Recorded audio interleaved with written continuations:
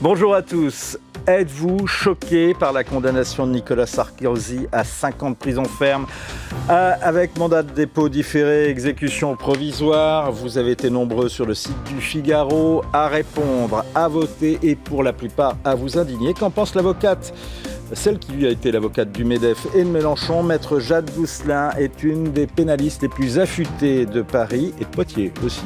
Son point de vue dans cette émission. On ira aussi à Versailles. C'est là que Timothée Delem a découvert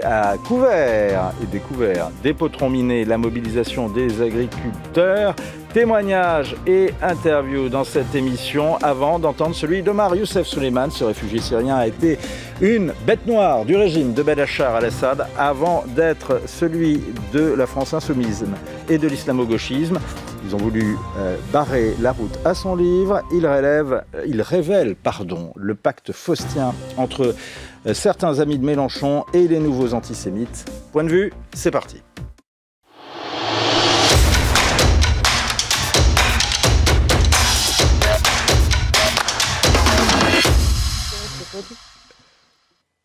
Bonjour, maître Jade Bousselin. Bonjour. Alors, avant de revenir sur la condamnation de Nicolas Sarkozy, je vous propose quand même d'écouter cette séquence qui tourne en boucle depuis l'annonce de cette peine de prison qui a pour le moins stupéfait à son énoncé.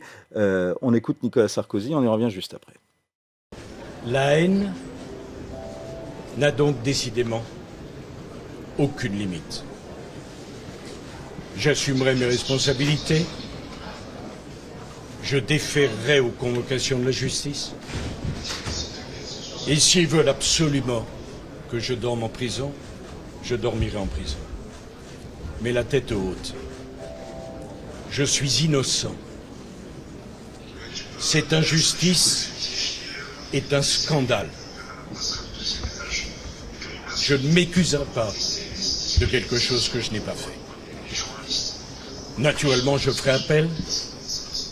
Sans doute devrais-je comparaître les menottes aux mains devant la cour d'appel. Ceux qui me haïssent à ce point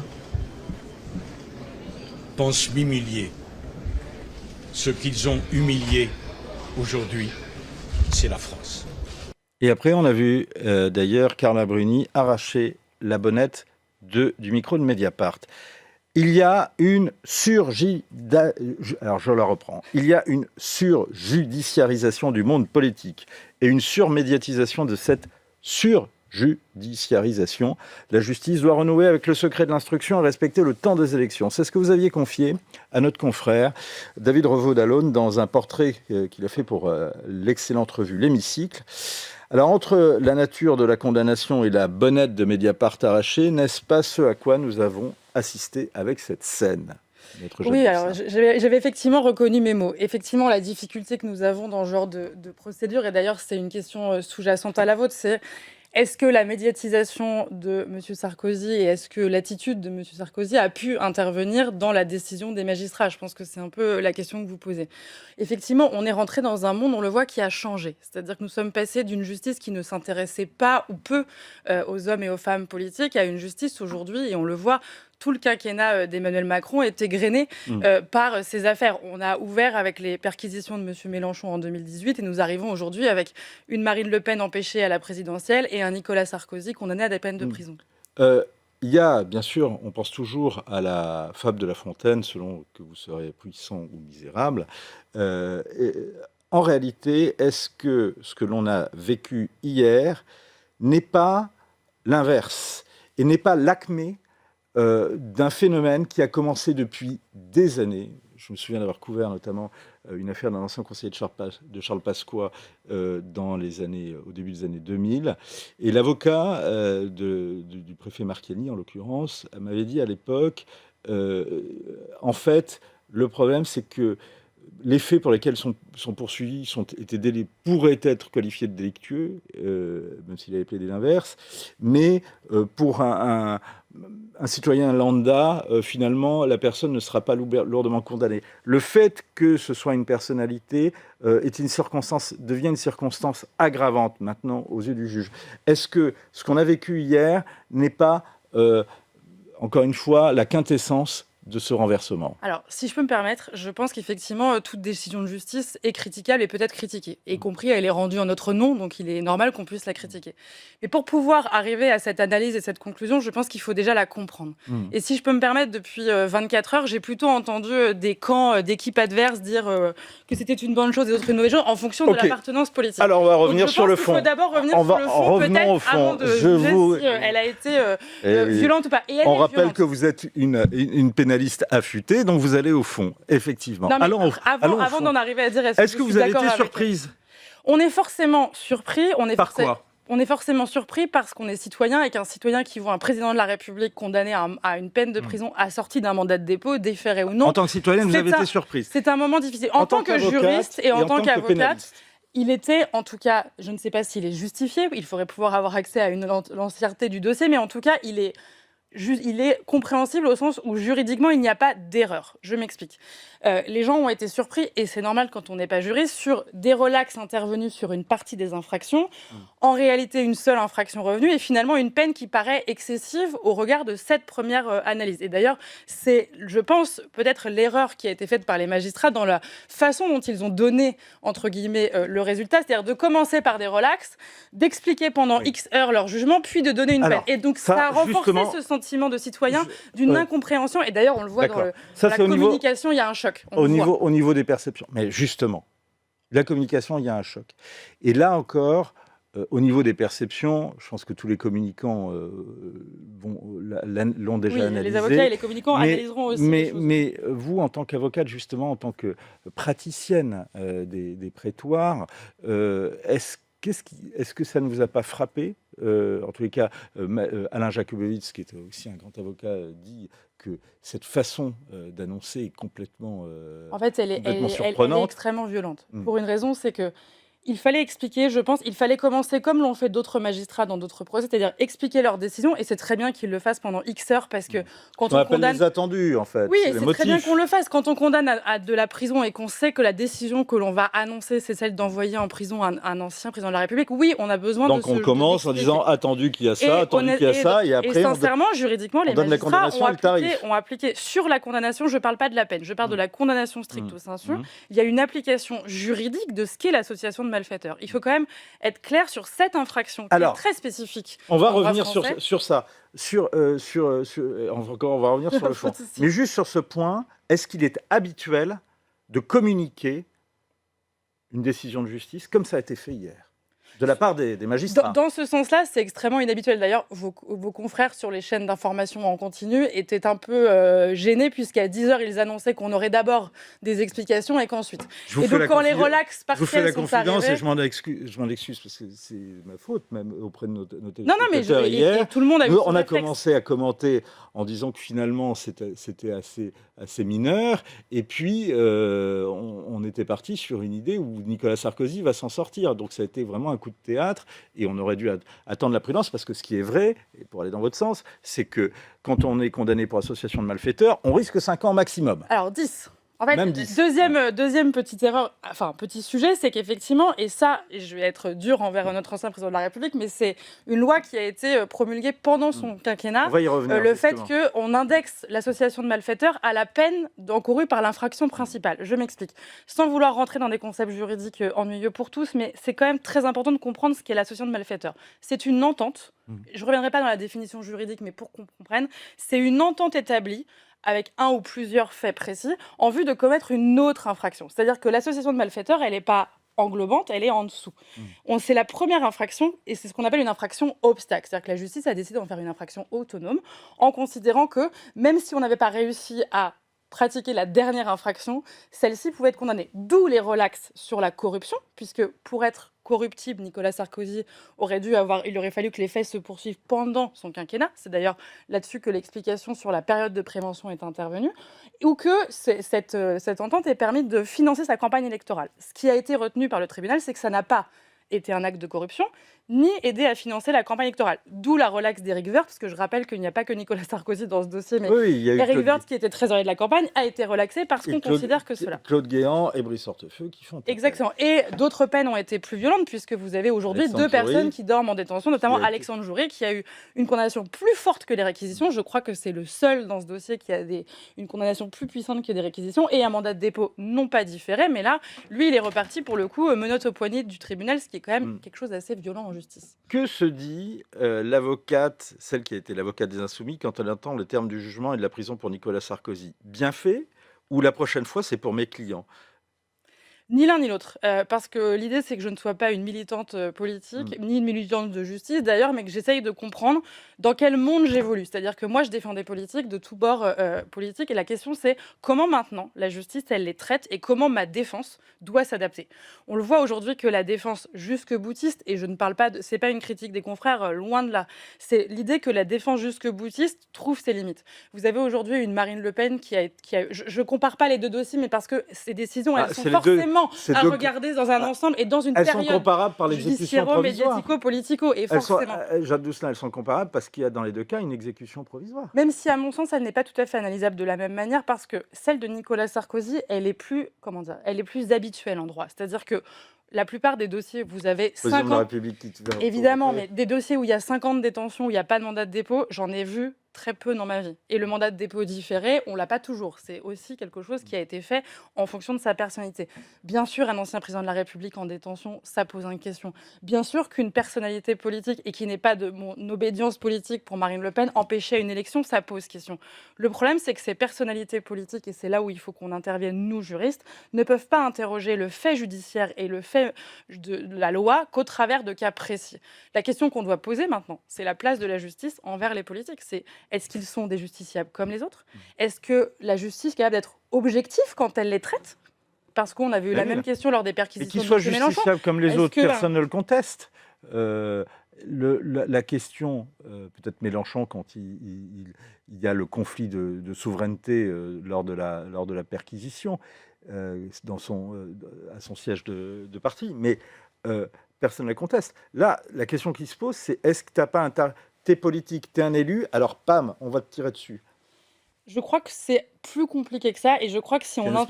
derrière, subtilement, mais un espèce de populisme judiciaire. Je ne sais pas s'il y a un populisme judiciaire. Je pense en tout cas, ce qui est sûr, c'est que la justice aujourd'hui doit être revue dans sa façon de traiter les politiques.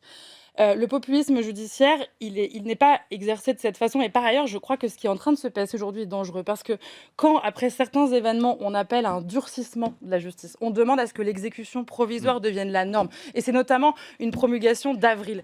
Et qu'en parallèle, pour les politiques, on demande à ce que ce ne soit pas exécuté sans explication. Vous amenez à l'inverse, pour le citoyen, à une défiance de la vision de la justice. C'est possible, mais ça, c'est... est-ce qu'il y a une... D'abord, il y a un problème. Est-ce qu'il n'y a pas un problème comme ça, Jacques Dousselin, qui est sous-jacent à l'exécution provisoire, à l'association de malfaiteurs dont vous venez absolument de parler, effectivement. Non, mais parce qu'il faut parler. Qui a été étendu par Nicolas Sarkozy. Qui a été étendu par Nicolas Sarkozy. Mais est-ce que dans les deux cas, il n'y a pas une trahison de la part des magistrats, ou bien d'avoir cédé à un vieux penchant qui remonte très très loin dans l'histoire judiciaire et juridique de nos pays, de nos démocraties, qui est de trahir l'esprit de la loi par la lettre de la loi? Je pense qu'il y a deux choses. Là où je pourrais rejoindre, et c'est ce que j'ai dit dans l'hémicycle, c'est que le problème qu'on a aujourd'hui, c'est que la justice, il y a une surjudiciarisation du monde politique, et ça c'est vrai. Mais elle n'est pas ni de gauche ni de droite, puisque vous avez aujourd'hui des mises en examen aussi à gauche et à droite. Donc c'est une surjudiciarisation et surtout une surmédiatisation, ce qui fait qu'à un moment les politiques se retrouvent empêchés. Ça c'est la première chose.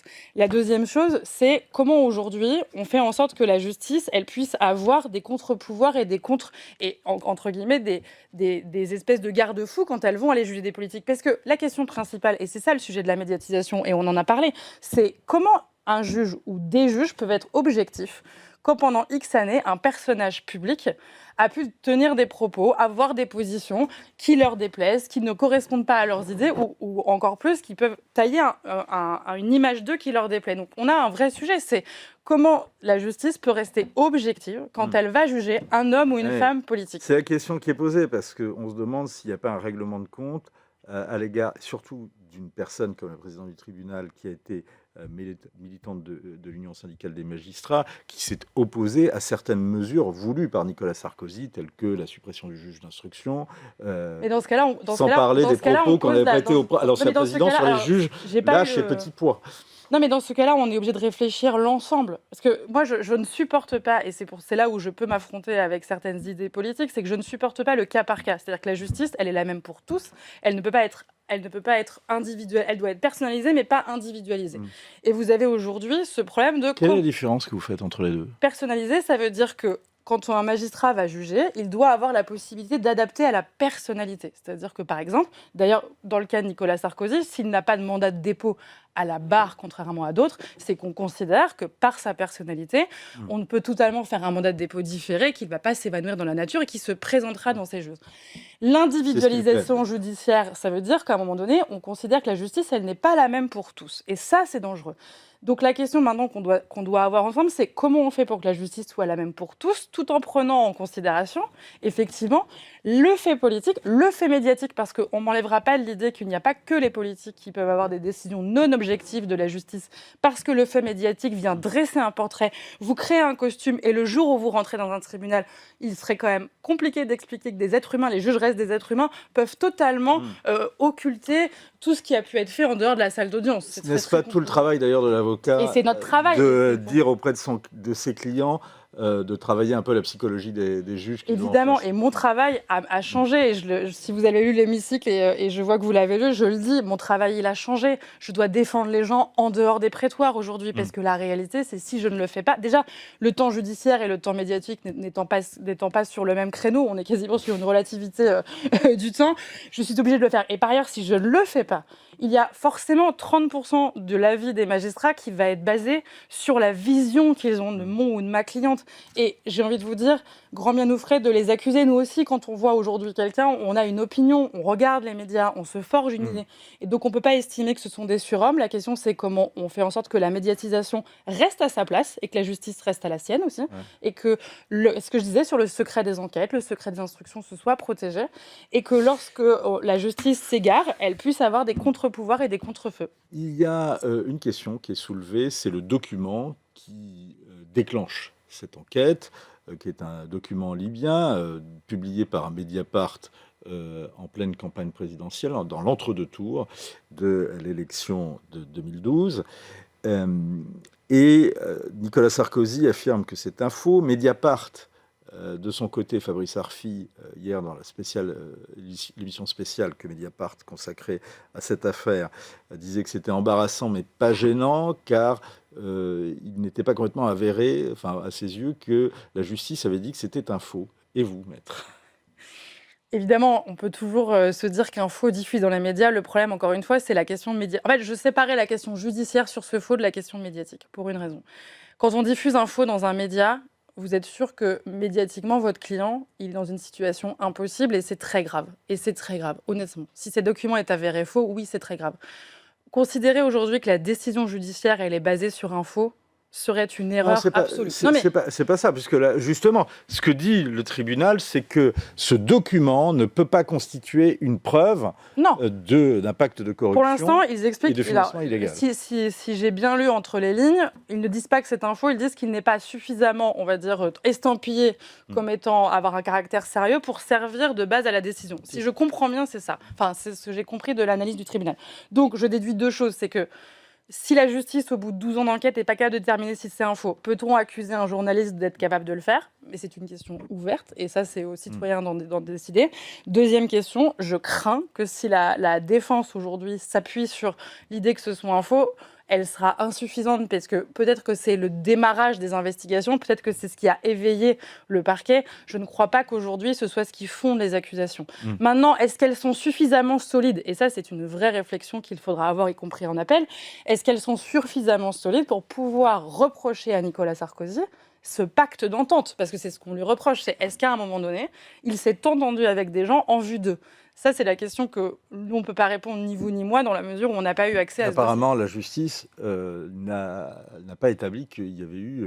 Elle a établi qu'il n'y avait pas de financement et de corruption, mais elle considère qu'il y a eu une entente. C'est pour ça que je voulais revenir sur l'association de malfaiteurs, parce que c'est une infraction en réalité. Une entente sur l'intention que pouvait, mais c'est pour ça que éventuellement c'est pour ça que avoir... les pénalistes que nous sommes étant montés au créneau à l'époque en disant cette infraction-là est un danger, c'est une infraction fourre-tout, c'est une infraction, j'ai entendu des juristes dire chewing-gum, et j'entends ce que ça veut dire, dont on peut l'atteindre un peu dans tous les sens. Mais j'entends très bien que un certain nombre de pénalistes, au nom des libertés publiques, montent au créneau comme ça et disent aujourd'hui, voyez, et puis en plus, vous êtes pris à votre propre piège. La question qu'on se pose, c'est que justement, si les magistrats n'ont pas voulu donner une leçon à l'ancien président en trahissant l'esprit de cette extension. Ça, il faudrait avoir accès aux pièces de dossier pour le dire. En tout cas, de dire qu'ils se sont servis d'une loi qui existait, c'est la vérité. On a l'impression que la justice devient une arme et les textes, les mesures qui sont prises deviennent des armes par destination. Probablement. Et donc la question qu'il faut que l'on pose, c'est est-ce que le politique décide de s'attaquer à ce sujet Mais comment il peut s'attaquer à ça ? C'est très simple, on doit réfléchir à la philosophie dans laquelle on s'inscrit aujourd'hui. Et ça, c'est une question que je pose depuis longtemps et que j'ai posée déjà à l'époque quand je m'occupais de la France Insoumise, notamment quand des perquisitions avaient pu être menées sous l'égide d'un parquet qui n'est pas un magistrat indépendant. Et de la même manière aujourd'hui, la question que l'on doit se poser, c'est que quand la justice s'intéresse aux politiques, quelle est la place que nous souhaitons lui donner ? Il y a des systèmes politiques qui existent où la justice et le politique sont à égal. C'est-à-dire que la justice est un contre-pouvoir absolu au politique et ne n'est pas du tout... Système américain. Système américain, pur. Vous avez des systèmes en Europe, notamment en Europe du Nord, à l'inverse, où la justice est complètement le bras armé de la politique. Nous, on est un peu, pardonnez-moi l'expression, entre deux chaises. C'est-à-dire qu'on ne sait pas exactement... C'est ce que voulait De Gaulle à l'origine. Et puis, finalement, les juges et les magistrats, le pouvoir judiciaire est passé du stade d'autorité judiciaire à pouvoir judiciaire. À pouvoir judiciaire, avec une indépendance relative pour le parquet, forte pour les juges d'instruction. En même temps, avec...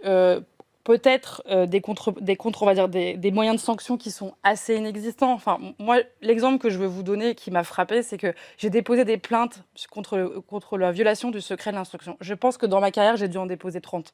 Parce qu'il était insupportable pour moi, qu'une convocation arrive d'abord auprès de vous plutôt qu'auprès de moi. Ces plaintes n'ont jamais été traitées. Peut-être que c'est là-dessus qu'il faut qu'on ait une réflexion. Et pas sur les individus XY, pas sur la pensée politique de cette magistrate, y compris, il est quand même... Je finis juste là-dessus. Il est quand même violent de mettre une cible sur des magistrats individualisés. Mais sur l'institution... Rapidement. Est-ce que c'est pas le risque du métier, surtout quand on fait un petit peu une extension du domaine de son Non, droit. et puis dire que les magistrats, c'est une espèce de masse indivisible, complètement homogène, ce serait faux. Et vous avez des magistrats aujourd'hui qui ont une pensée plus proche de Bruno Retailleau que de la gauche. C'est beaucoup plus éclectique que ça. En revanche, que l'institution soit arrivée à un niveau où la remise en cause n'est pas possible, ou parce que, par certains moyens, parce qu'elle n'a pas la capacité aussi de mettre des garde-fous, oui, ça, il faut qu'on ait une réflexion. Mais pas sur le magistrat individuel. Juste une question pratique.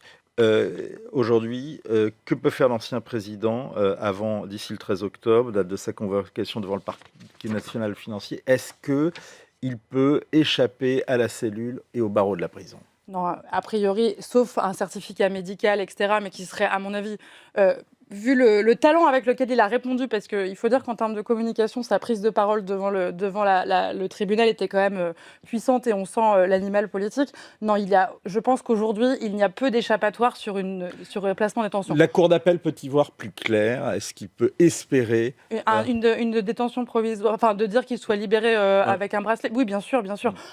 À mon avis, la logique judiciaire voudrait qu'il soit incarcéré. Alors, je crois que le rendez-vous est le 13, mais ce ne sera pas tout de suite.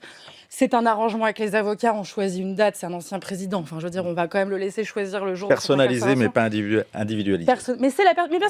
Parce qu'en fait, Nicolas Sarkozy ne va pas fuir, donc on peut le permettre de dire que voilà. Merci beaucoup, Jade Doucelin. C'était passionnant de vous entendre. On va continuer à scruter les suites de cette affaire. et effectivement les prochains développements. On espère vous retrouver avec grand plaisir pour cette affaire ou pour d'autres. Dans l'actualité également, la nouvelle mobilisation des agriculteurs. Plusieurs happenings ce matin, notamment à Versailles avec fumigène et bottes de foin devant le château où se trouvait l'infatigable Timothée Delem avec 2 céréaliers en colère contre Bruxelles, contre Trump, contre le Mercosur. On est sur la place d'Armes de Versailles ici, c'est ici que se sont donnés rendez-vous aujourd'hui les agriculteurs d'Île-de-France pour cette journée de mobilisation à l'appel des 2 principaux syndicats agricoles, la FNSEA, Jeunes Agriculteurs. Je suis justement avec 2 agriculteurs céréaliers ici en Île-de-France, dans le Val d'Oise et dans les Yvelines. Bonjour, merci d'être avec nous. On va essayer de comprendre quel est le sens de cette journée de mobilisation. Quels sont vos objectifs aujourd'hui? Pourquoi avoir décidé de vous rendre aujourd'hui ici devant le château de Versailles pour vous mobiliser? Alors notre premier objectif aujourd'hui, c'est de montrer notre mécontentement vis-à-vis de la signature du Mercosur, d'indiquer à nos politiques et au président de la République qu'aujourd'hui une signature du Mercosur, c'est clairement en fait tirer une balle dans le pied de l'agriculture française. Aujourd'hui, on ne peut pas admettre qu'aujourd'hui on nous mette des normes pour produire en France et qu'on aille importer des produits qui ne respectent pas ces normes. Alors justement, effectivement, il y a ce très décrié traité du Mercosur qui est dans votre viseur. Il y a également la question des droits de douane américains, les conséquences, la question d'un certain nombre de normes internationales également. Vous aussi, ce sont des choses qui vous font peur et pour lesquelles vous vous dites qu'il faut absolument qu'on fasse entendre notre voix aujourd'hui. La difficulté, notre voix, on veut la faire entendre aussi pour les consommateurs, si vous voulez, parce que plus on importera de production de l'étranger, moins on mesurera la qualité des produits qui rentrent. Et du coup, notre intérêt, nous, en tant que producteurs, c'est de continuer à avoir une production saine, qu'on maîtrise avec des normes dont on est fier de produire avec ces contraintes-là.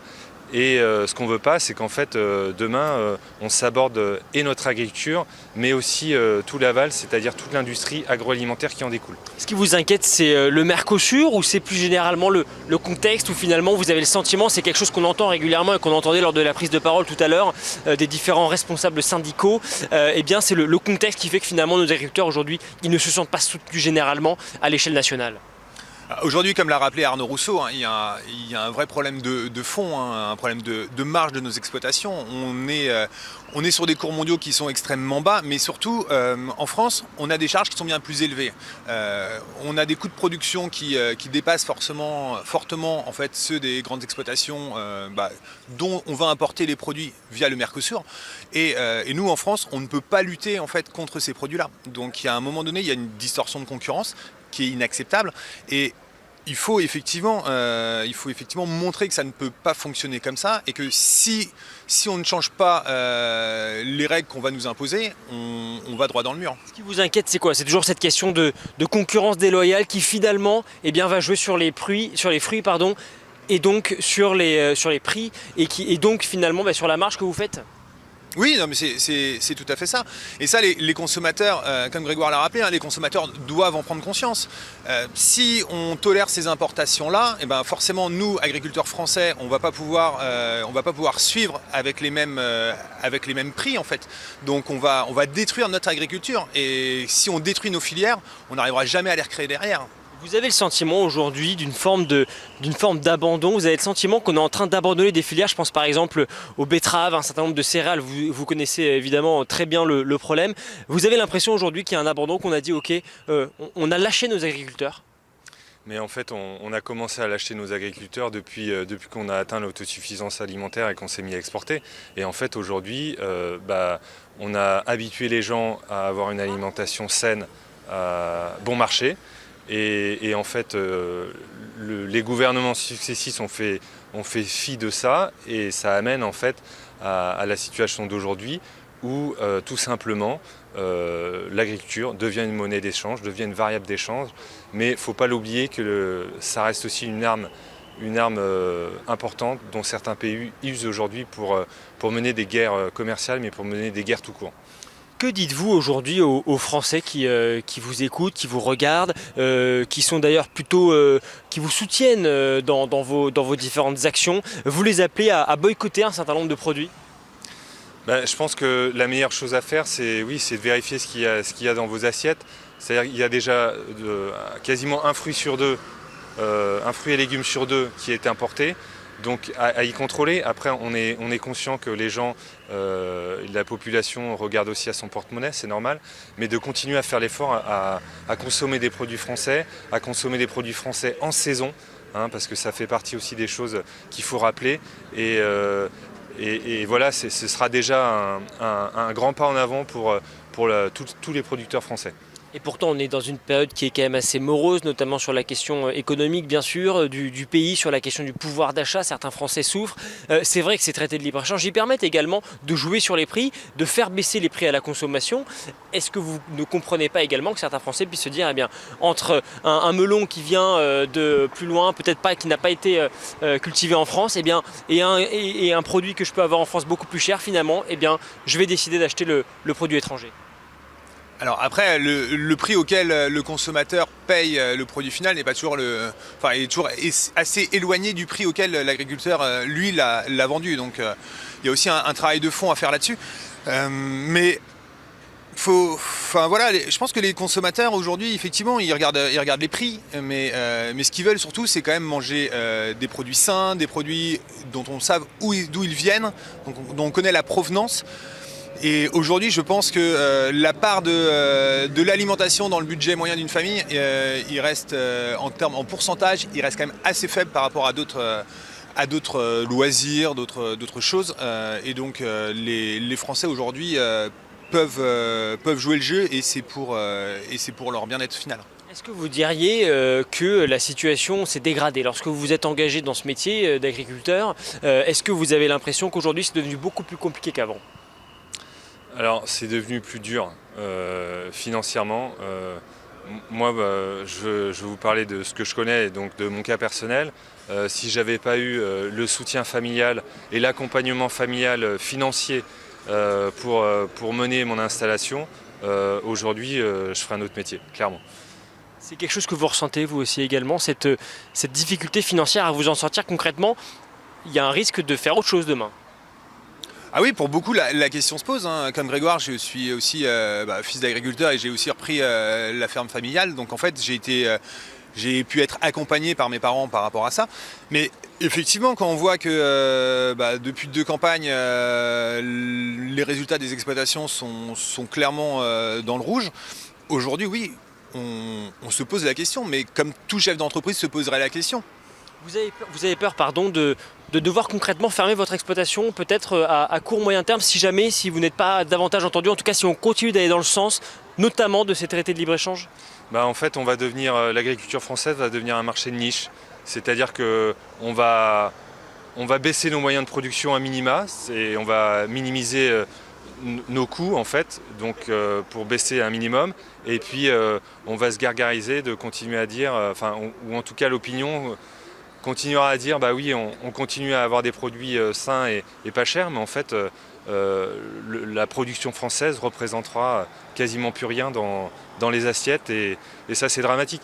Et au-delà de ça, en fait, ce qui me fait le plus mal, c'est qu'il faut que le consommateur il se rende compte que quand il achète un produit pas cher, il achète surtout un droit à polluer à l'extérieur. Et ça, c'est en fait, à l'heure où on nous parle d'économie et d'écologie surtout, et de faire attention à l'environnement.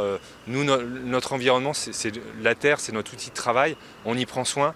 Je pense qu'il y a bien d'autres pays, ici ou ailleurs, en fait, qui ne considèrent pas du tout ça comme une priorité. Ce que vous dites, c'est qu'il y a finalement une responsabilité du consommateur dans tout cela.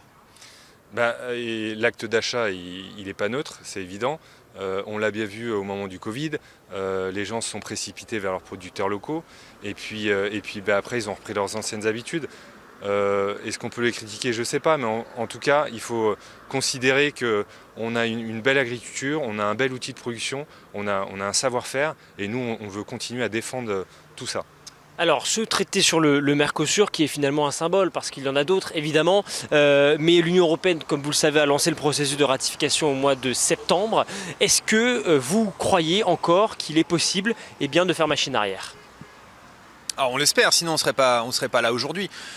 Ce traité, pour nous, c'est quelque chose de très problématique et on ne peut pas être d'accord avec ça.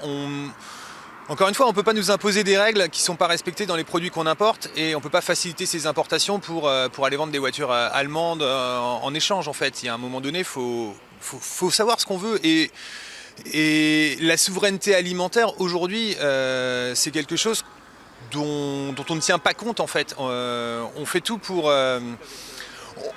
on fait toujours des beaux discours en France, mais on ne met pas en place les actes en fait, qui vont dans le sens qu'on veut en fait.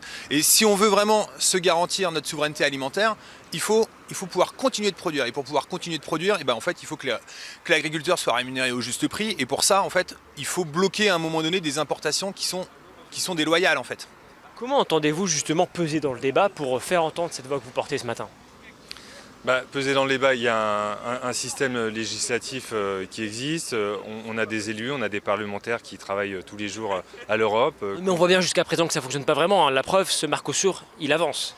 Oui, il avance, mais je veux dire, notre moyen, nous, de faire pression et de faire avancer les choses, c'est d'aller à la rencontre de ces politiques, de bien leur réexpliquer les tenants, les aboutissants des décisions qu'ils vont prendre, et après, libre à eux, en tout cas, de prendre les bonnes décisions et de faire remonter, de faire bloc aussi au niveau de l'Europe pour essayer de bloquer un maximum, ou en tout cas pour être cohérent dans les décisions qui vont être prises.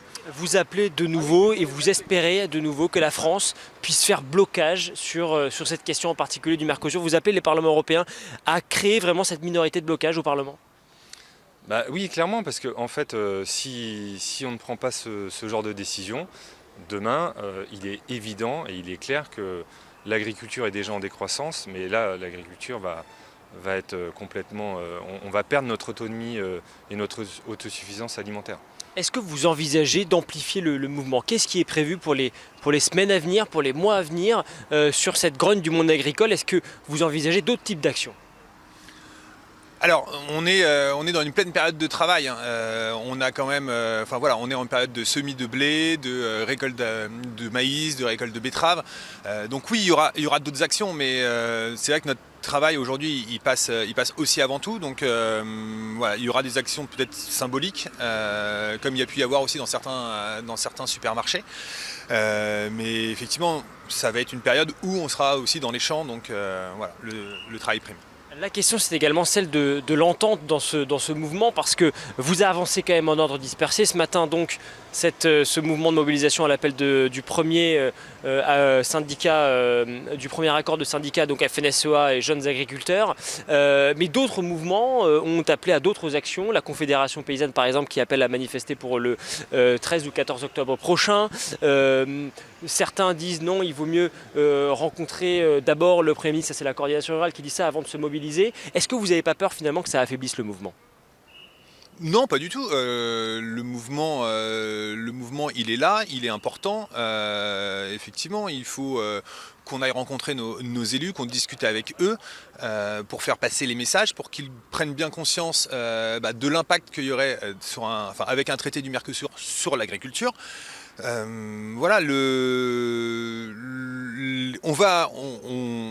On va être présent, on va échanger avec nos élus, on va montrer qu'on est là, tout en travaillant dans nos champs. Mais s'il faut aller à Bruxelles au mois de novembre, on ira à Bruxelles au mois de novembre. Pour manifester, pour se mobiliser ? Oui. Vous appelez aujourd'hui officiellement le Premier ministre Sébastien Lecornu à vous rencontrer, les responsables des différents syndicats agricoles. Pour l'instant, ça n'a pas été le cas.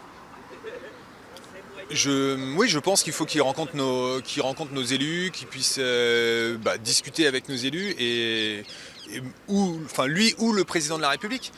On parle de souveraineté alimentaire ici, donc en fait, si ça vient du chef de l'État, c'est très bien. Est-ce que vous soutenez également cette mobilisation, cette manifestation donc à l'appel de la Confédération Paysanne ? Vous pensez qu'il est souhaitable qu'une manifestation puisse se tenir à cette date-là ou une autre ? Là, vous êtes à Versailles, peut-être demain à Paris ? Oui, mais après, l'agriculture est plurielle. En effet, il y a plusieurs syndicats. Dans tout ça, ce qu'il faut retenir et ce qui est le plus important, c'est de se montrer, c'est qu'en fait, toutes les agricultures se mobilisent, quoi. Donc ça veut dire qu'il y a un message fort à passer et il y a surtout en fait une situation de désarroi dont il est plus que temps de prendre connaissance et en tout cas de s'alarmer. Merci beaucoup. Merci à ces deux céréaliers et Timothée Delem à Versailles. En attendant, une autre affaire, celle du livre que la France insoumise a voulu et veut interdire. Le livre d'Omar Youssef Souleymane.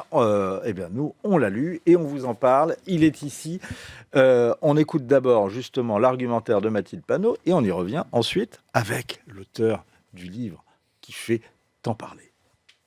Je crois qu'il est assez normal qu'on puisse savoir quelles sont les choses qui vont être dites dans un livre, avec des accusations quand même très, très graves. Pourquoi vous n'attendez pas qu'ils soient en librairie, tout simplement, comme tout le monde? Parce que, écoutez, nous voulons préparer ce qui va se passer pour la suite. Je pense que c'est assez normal. Si on vous expliquait, vous, que vous aviez des liens avec des islamistes, vous aimeriez lire le livre avant. Ça vous inquiète, ce livre? Et donc, c'est juste un référé, c'est un droit. C'est un droit que nous voulons exercer. Ce qui m'inquiète, c'est le tissu de mensonges qui va être écrit dedans. Alors, Omar Youssef Souleymane, vous avez compris pourquoi ils vous en voulaient tant. Principalement, je pense qu'il faut leur poser cette question avant. C'est à eux de là, a répondre. priori, on a compris, Mathilde Panot, c'est parce qu'elle se sent outragée qu'on puisse penser qu'elle et ses amis puissent avoir des liens avec les islamistes. Justement, parce qu'elle, si elle ou les autres députés de la France insoumise, ils sont inquiets de quelque chose raconté dans le livre, moi je leur conseille de lire ce livre, de l'acheter au moment de sa parution. C'est-à-dire, Elle est imminente. Jeudi prochain, voilà, ils peuvent l'acheter, ils peuvent le lire tranquillement, sans d'être énervés, et puis on verra quand même. S'il y a de diffamation, s'il y a des mensonges, comme elle dit, Madame Panot là-dedans, ils ont tous les droits de porter plainte ou de m'attaquer dans la justice. Alors parce qu'on est dans un pays où la liberté d'expression est sacrée et voilà, c'est le pilier de la République française. Je tiens à préciser que moi j'ai vécu 25 ans de ma vie au Moyen-Orient, surtout en Syrie. J'étais en Syrie et l'Arabie Saoudite pendant mon adolescence. Et j'ai vécu moi je pratiquais le journalisme même en Syrie. Et à l'époque, chaque fois que j'ai publié un article, j'étais attaqué par les services de renseignement, j'étais humilié, j'étais frappé, etc. Donc, je me suis échappé de cette injustice pour vivre en France, pays de droit des hommes. C'est pas pour être attaqué à nouveau. Effectivement, la France, c'est pas ça. La France est un pays de droit. Et je tiens à préciser que voilà, ils peuvent lire ce livre, puis on verra. Hein. Et dans la justice. L'antisémitisme, ce qui est intéressant, c'est comment vous commencez votre livre, parce que nous l'avons lu, donc on va dire ce qu'on va y trouver, sans spoiler. L'antisémitisme, en arrivant en France, vous a sauté au visage. Racontez-nous comment. Il y a deux choses qui m'ont tellement frappé ou choqué. La première chose, c'est cette complicité entre une partie de la gauche française qui ne représente pas vraiment la gauche ou les principes de la gauche historique, vous voyez. Moi, je les appelle la gauche halal. C'est un mot que j'ai inventé pour nommer ces... On va revenir sur ce que vous appelez la gauche halal. Voilà. Mais cette complicité, vous parlez, parce qu'il m'a choqué à l'époque, me choque toujours, leur complicité avec les islamistes. Mais je voudrais qu'on revienne sur une scène, Omar Youssef Souleymane, qui vous arrive, que vous racontez au début du livre, quelques jours seulement après les attentats contre Charlie Hebdo et avant les attentats contre le Bataclan. On vous traite de juifs. Justement, c'était choquant et triste quand même, parce que j'étais pris par un juif. Ce qui n'est pas choquant, c'est de ne pas être traité de juif, mais c'est l'insulte. C'est-à-dire, moi j'ai passé... Voilà. C'est l'insulte antisémite qui est proférée dans le métro parisien. Je m'appelle Omar, je viens d'une famille musulmane, pratiquante, même intégriste. Et donc j'arrive en France, et là dans le métro parisien, un type me prend comme un juif. Vous voyez, elle a essayé de même me tuer dans le métro, ce que je raconte au début de ce livre, parce qu'à travers mon physique, il a pensé que j'étais juif. Eh bien, ça m'a tellement choqué et ça a réveillé une des scènes horribles de ma mémoire parce que j'ai grandi dans cet antisémitisme. Vous voyez, par exemple, le mot juif en Syrie ou partout au Moyen-Orient. Le mot juif, c'est une insulte. Quand on souhaite quelqu'un que je ne suis pas radin, même pour se défendre parfois, ou pour défendre quelqu'un, on dit « il n'est pas si juif » pour le traiter ainsi, de cette manière. Donc, vivre en France, venir en France, le pays de Jean Jaurès, le pays de Paul Éluard, le pays de l'égalité, et revivre cette scène, le métro parisien, absolument, c'était affreux quand même. Pour autant, votre scène elle est très frappante, elle est très saisissante, c'est pour ça que je vous demandais de la raconter. Dans votre livre, vous avez tout un chapitre qui est consacré à l'antisémitisme.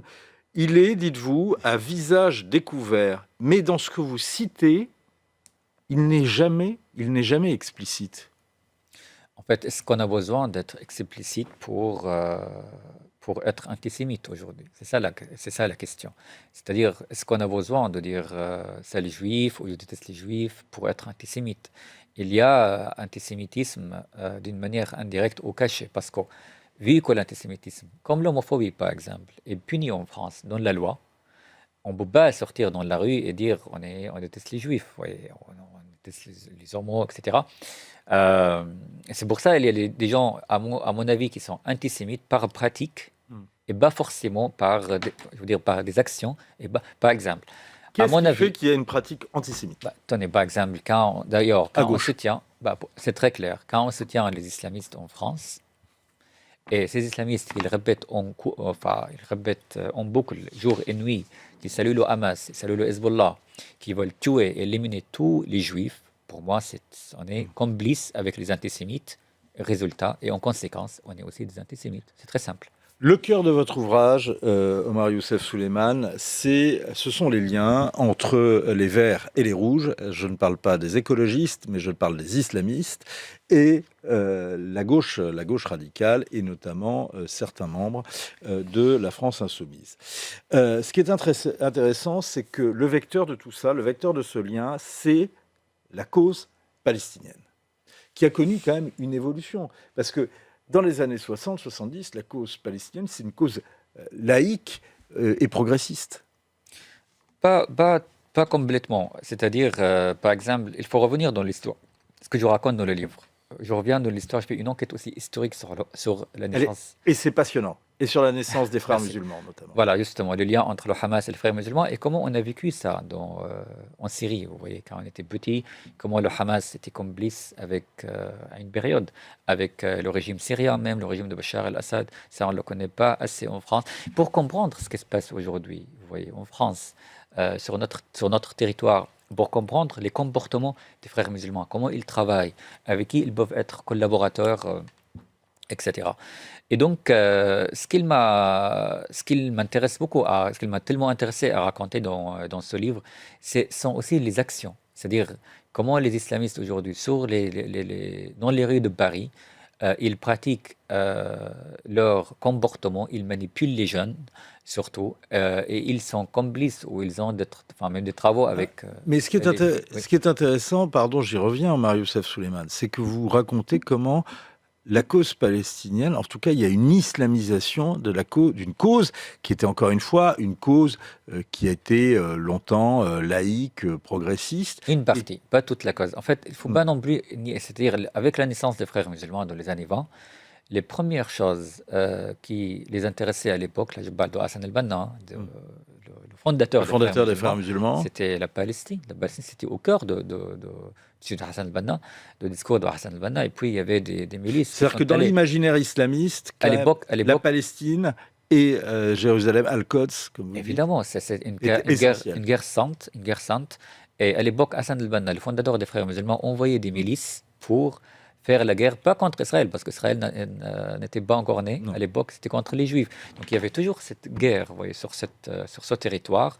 Et puis Israël a trouvé sa naissance, etc. Donc il y avait effectivement... Ouais. C'est intéressant ce que vous dites, c'est que d'ailleurs dans l'imaginaire des frères musulmans, il ne peut pas y avoir une solution à deux États. Ah, évidemment. Évidemment. Mais juste par rapport à la partie laïque, vous avez raison, il y a une partie laïque dans l'affaire palestinienne, et il y a aussi la partie islamique. Donc, qui va gagner contre l'autre? C'est ça la question. Est-ce que vous sentez, justement, aujourd'hui, est-ce que ces deux tendances, laïques et islamistes, autour de la cause palestinienne, au sein de la gauche française, s'affrontent ou pas? Non. En France, non. C'est ça ce qui est terrifiant. Parce que les gauches irréconciliables, très clairement, la géopolitique est une ligne de fracture. C'est-à-dire qu'on voit bien qu'il y a une gauche laïque républicaine, mais qui est très clairement plutôt pro-israélienne versus une autre gauche qui est plutôt... Qui gagne aujourd'hui. Qui est pro-palestinienne. Qui gagne aujourd'hui. Mais est-ce que dans la gauche pro-palestinienne, on a la ligne de fracture progressiste C'est terrible. Laïque Non, mais c'est une super question. C'est une super question. Merci. Non, mais aujourd'hui, sur le territoire, selon ce que j'ai vu, parce que cette enquête n'est pas basée sur un soupçon. Elle est basée sur des éléments factuels et sur des faits. Oui. Vous en apportez énormément et qui sont des faits, d'ailleurs, c'est ça qui est très intéressant. Ce sont des faits connus par tous. Oui, mais moi, ce qui m'intéresse, c'est vraiment creuser dans les détails. C'est ça, s'enquêter. Voilà, vous connaissez très bien ça. Donc c'est pour ça que je me suis déguisé pendant plus qu'1 an et j'allais dans leurs manifestations. J'ai enregistré, j'ai discuté avec eux. Ce qui m'a permis d'ailleurs de faire cette enquête, c'est mon origine syrienne, parce que la langue arabe, c'est ma langue maternelle. Donc j'ai tout enregistré de leurs paroles et de leurs slogans, de leurs manifestations. Ce qui est très intéressant, c'est que vous arabe. entendez des choses qui sont dites en français, ce ne sont pas les mêmes qui sont dites en arabe. Ce ne sont pas les mêmes dans la langue arabe. J'ai tout Notamment traduit. quand on parle d'Israël. J'ai traduit tous leurs discours en arabe, leurs slogans antisémites, leurs slogans selon ouvertement le Hamas. Certains sont en arabe, certains en français, sont en français. Parce qu'on n'est pas dupe. Il faut vraiment enregistrer les détails, c'est ça le travail du journalisme. Alors, ce que j'ai constaté par rapport à votre question, c'est qu'effectivement, la gauche islamiste aujourd'hui, la gauche complice par rapport à ce sujet, la Palestine, domine le terrain. La gauche laïque, par rapport à la Palestine, elle est où? Dans les manifestations, je veux dire. Regardez, par exemple, quand on voit une association qui s'appelle Urgence Palestine, dont un militant très, très actif là-dedans, il fait le garde du corps d'une députée dit française, qui s'appelle Rima Hassan. Moi, je trouve que c'est affreux, c'est inacceptable. Quand on voit cette députée qui s'appelle Rima Hassan, elle va au Moyen-Orient pour faire un projet artistique sur la Palestine et en même temps, elle incarne un verset coranique djihadiste dans son projet artistique. Alors, je me demande quelle gauche, parmi les deux, laïque ou islamiste, gagne ou domine. Le cas de Rima Hassan, il est très intéressant, Omar Youssef Souleiman. Quand vous voyez Rima Hassan, ici, on va revenir justement sur le rôle qu'elle a pris à l'intérieur de la France Insoumise, mais pour revenir sur la question que nous avons abordée sur les deux gauches, laïques et islamistes, au sein de la cause palestinienne, Rima Hassan, on la voit en kéfier, mais on ne la voit pas voilée, on ne la voit pas bâchée, comme on dit dans le jargon. On voit, on a plus l'impression de voir sur ces images-là une progressiste laïque, pro-palestinienne, gauchiste, mais pas, une militante islamiste. D'accord, Rima Hassan incarne la manipulation de cette gauche islamiste en France. Premièrement, vous avez cette question que vous m'avez posée tout à l'heure sur l'antisémitisme, et je vous ai répondu, on n'a pas besoin d'aujourd'hui où quand on sort dans la rue et on dit on insulte les juifs, etc., il y a d'autres choses qu'on peut faire pour être antisémite, n'est-ce pas? C'est pareil, c'est pas parce qu'elle ne met pas le voile pour ne pas être complice avec des islamistes. Oui. Moi, je parle d'ici très précisément. Je parle de l'islam politique, je ne parle pas de l'islam comme une pratique de quotidien. Je parle pas, on s'en fiche complètement si Rima Hassan met le voile, on s'en fiche complètement s'il fait du ramadan ou la prière ou il croit en Dieu ou pas. Non, moi je parle d'un projet identitaire, communautaire en France, séparé de la République, séparé de la laïcité, qui veut détruire notre pays, très clairement. Oui. C'est ça qui est un des points très intéressants de votre livre, Omar Youssef Souleiman, c'est que l'autre vecteur du lien entre l'islamo-gauchisme et les islamistes, c'est une haine commune. C'est une haine commune, et quand je vois... C'est pas simplement la haine d'Israël, c'est aussi la haine de la France. C'est la haine de la France, absolument. Et ça, c'est vraiment, encore une fois, Rima Hassan incarne la haine de la France. Voyez.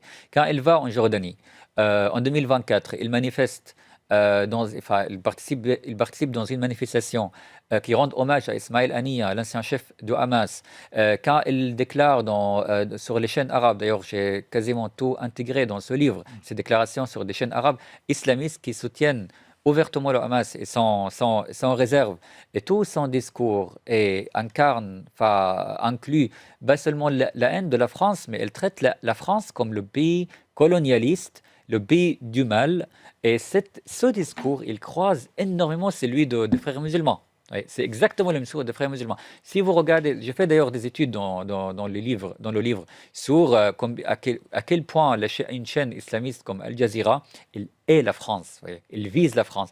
Regardez AG+, en français, ce qu'ils citent, comment leurs vidéos. Ça s'appelle la manipulation par image.